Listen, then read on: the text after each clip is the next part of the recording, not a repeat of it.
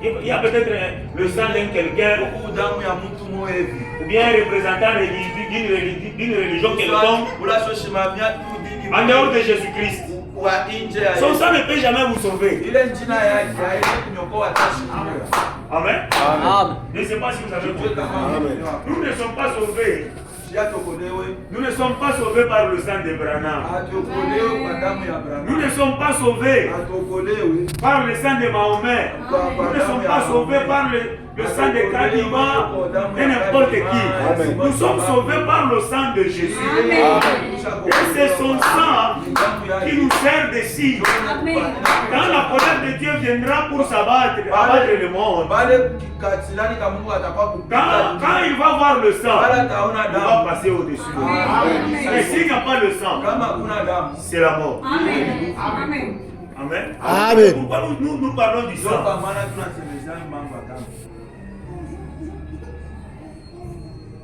Pourquoi nous parlons du sang? Que Dieu vous bénisse. Amen. Vous pouvez un peu lire une référence ici. Supporter.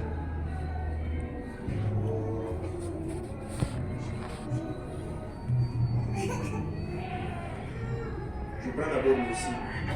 C'est touché le 1er septembre 1963.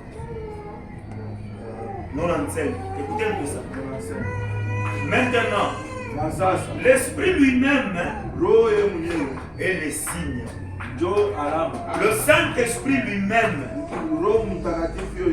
est le signe. Pas le sang.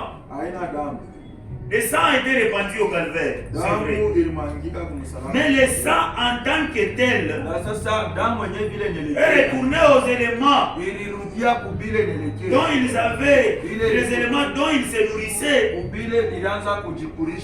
Mais vous voyez, à l'intérieur de cette cellule du sang se trouvait une vie qui mit les cellules sanguines en mouvement. Amen. Amen. Quand nous parlons du sang, le sang de Jésus, ce n'est pas ce que vous pensez là-bas. Ce qui a été versé à la croix. Amen. C'est déjà séché. Amen. Oui, c'est déjà séché. Pourquoi? Quand vous prenez l'homme, à l'intérieur de l'homme, il y a du sang. Comme pendant que je suis en train de marcher ici, il y a le sang en moi ici. Maintenant, dans le sang, il y a une vie. Et cette vie-là, c'est ce que nous appelons l'esprit. Comprenez un peu ça? Je vous donne un exemple. J'ai toujours donné cet exemple. Quand vous voyez une personne avec le problème d'anémie, vous trouverez que il a tendance de perdre la mémoire. Pourquoi? Parce que l'esprit a tendance de quitter le corps. Quand l'esprit quitte le corps, tu perds la mémoire. Amen. Amen.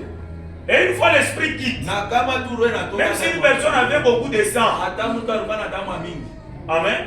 Amen. Vous verrez que tout le sang dans son corps vont devenir comme amen. Cela ne sera pas encore en mouvement. Pourquoi? Parce que le sang, l'esprit n'est pas encore dans le sang. Une fois l'esprit quitte le sang,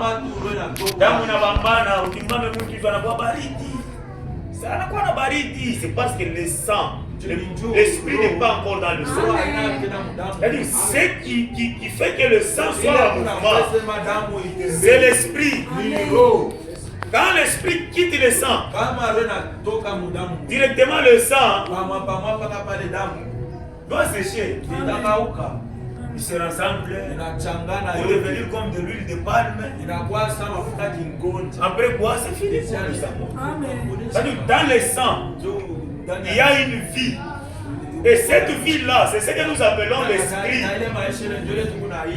Maintenant, quand Jésus marchait, dans son sang, il y avait une vie. Et cette vie, c'est ce que nous appelons l'esprit de Dieu, le Saint-Esprit. Amen. Il a versé le sang. Autrement dit, il a versé son esprit. Est-ce que c'est très bien compris? Amen. Il a versé son esprit. Et c'est cet esprit-là qui nous sert comme étant le signe. Maintenant, quand Dieu viendra détruire le monde, s'il ne voit pas l'esprit de Christ en toi, il te détruit. Amen. Est-ce que c'est très bien compris? Ça c'est très simple. Oh, le sang de Jésus, le sang de Jésus. C'est l'esprit. Amen. Tu vois, il y a quelque part dans la Bible où il est dit que le Saint-Esprit nous sanctifie. Le Saint-Esprit va te sanctifier pour nous. Vous avez déjà lu cette écriture? Je crois que c'est dans Romains. Romains chapitre 15.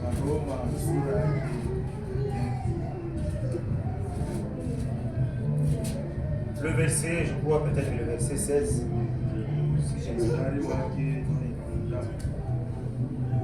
D'être ministre de Jésus-Christ parmi le païen. Au verset 16. M'acquittant du divin service de l'évangile de Dieu.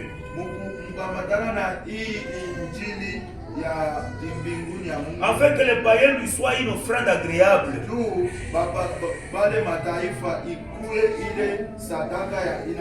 Étant sanctifié par l'Esprit Saint. Je ne